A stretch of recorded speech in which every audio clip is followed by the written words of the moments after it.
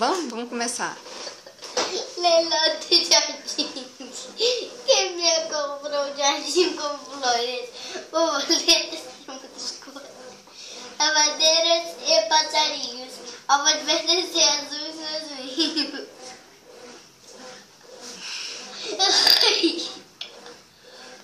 Quem me compra um caracol? Quem me compra um raio de sol? Quem me compra um caracol?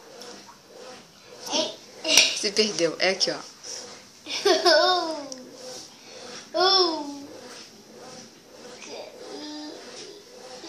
Lagarto entre o furo e a era.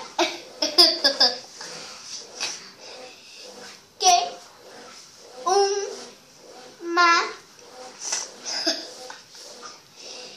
estátua da primavera. Para de rir, Lê. Aqui, ó. Vai se perder. Tá aqui. Quem me compra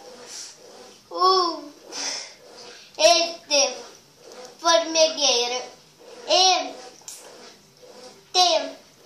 sabe por que é jardineiro? E a cigarra é sua canção e o grilinho dentro do chão. Este é o meu leilão. Quem escreveu essa poesia? Henriqueta Não, foi a Cecília. Meirelles.